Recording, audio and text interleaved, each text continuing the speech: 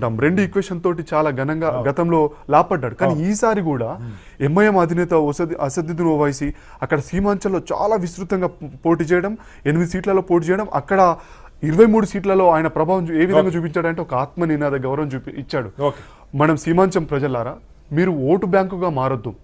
RJD మీ Congress party మిమ్మల్ని vote బ్యాంకుగా వాడుకుంటుంది.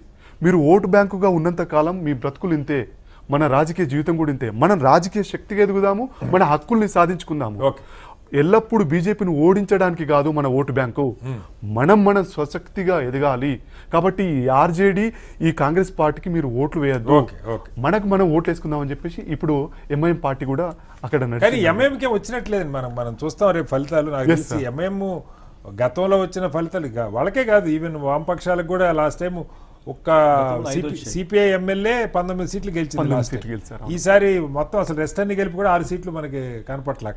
So వాళ్ళకి ఎవరికి కూడా సింగిల్ డిజిట్ మించే పరిస్థితి. ఎంఐఎం 1-2 స్థానాలు కూడా ఉండదేమో. మళ్ళీ వస్తాను మీ దగ్గరికి ఒకసారి. శ్రీమాన్ గారు, మేజర్గా ఒక పెద్ద ఇది అంటే ఒక పార్టీ ఎంత ఫైట్ అన్న ఉండండి, ప్రశాంత్ కిషోర్ దేశంలో మోడీ గారితో సహా గెలిపించిన నాయకుడు అని చెప్తారు. 2014లో ఆయన గెలవటానికి కానీ, లాస్ట్ టైం ఇక్కడ తెలంగాణలో బీఆర్ఎస్ కానీ, ఏపీలో జగన్మోహన్ రెడ్డి గెలవటానికి కానీ, బెంగాల్లో మమత గెలవటానికి కానీ, వీటన్నిటి వెనక పనిచేసినటువంటి ప్రశాంత్ కిషోర్ పీకే ఎన్నికల వ్యూహకర్త అద్భుతమైన. అట్లానే ఆయన ఎన్నికల ముందు వచ్చి దిగల 3 సంవత్సరాలుగా విస్తృతంగా పాదయాత్ర చేసి బీహార్ లాంటి పేద రాష్ట్రంలో ఇప్పుడు మనం చూసాం. సరే, ఇప్పుడు ఫలితాలు ఎలా ఉండండి, స్వయంగా ముఖ్యమంత్రి సొంత విలేజ్ కూడా చూపించారు. ఈ రోజుకి యాప్లు పెట్టి పళ్ళు దొంకునే పరిస్థితి ఉంది అక్కడ. మేకలు ఏ ఇంటికి కూడా కనీసం ప్లాస్టింగ్ జరిగిన పరిస్థితి కూడా లేదు. నేను విజువల్స్ అన్ని చూశాను కాబట్టి చెప్తాను.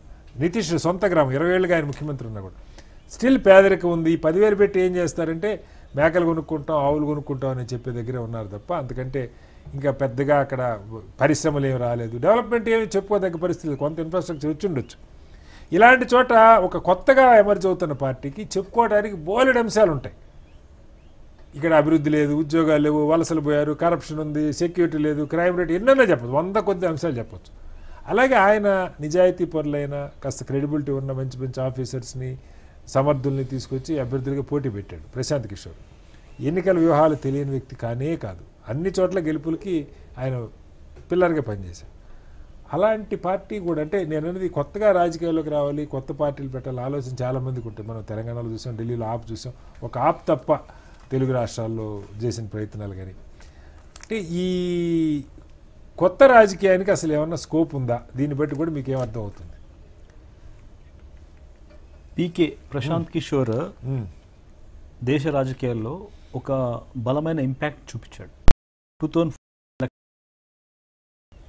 బీజేపీ గవర్నమెంట్ ఫామ్ కావడానికి అతని స్ట్రాటజీ అద్భుతంగా పనిచేసింది. చాయ్ పే చర్చ ఆయన ఆలోచన అద్భుతంగా పనిచేసింది.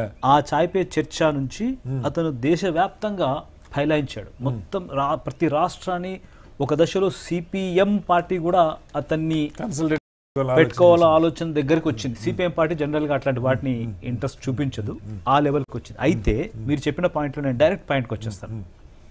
హీ నోస్ బెటర్ ఏ రాష్ట్రానికి ఏ ఈక్వేషన్స్ సెట్ అవుతాయనేది అతనికి పూర్తి క్లారిటీ ఉంది.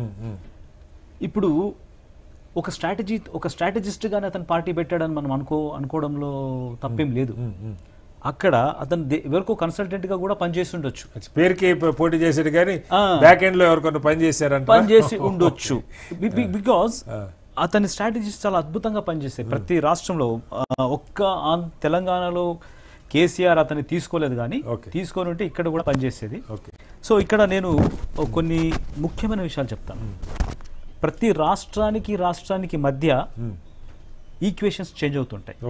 ఇప్పుడు మనకు ఒక విషయం, ఒక ఆంధ్రప్రదేశ్లో మీరు చెప్పినట్టుగా 2019 ఎలక్షన్స్లో అంతకు ముందే పసుపు కుంకుమ స్కీమ్ కింద డబ్బులు ట్రాన్స్ఫర్ చేశారు, అక్కడ కాలేదు. తర్వాత 2024 వరకు వచ్చేసరికి వైఎస్ జగన్మోహన్ రెడ్డి 2019 నుంచి మొదలు పెడితే 24 వరకు కుప్పలుగా డబ్బులు, కోట్లుగా డబ్బులు ట్రాన్స్ఫర్ చేశాడు, బ్యాంక్ అకౌంట్లు వేసేసాడు. But what happened? It is not that. అంటే ఒక్క ఈక్వేషన్ ఒక దగ్గర వేరే విధంగా పనిచేస్తుంది, అదే ఈక్వేషన్ ఇంకో దగ్గర ఇంకో విధంగా పనిచేస్తుంది. ఇప్పుడు ఫర్ ఎగ్జాంపుల్ మీకు మహారాష్ట్ర తీసుకోండి, బీహార్ తీసుకోండి. మహారాష్ట్ర, బీహార్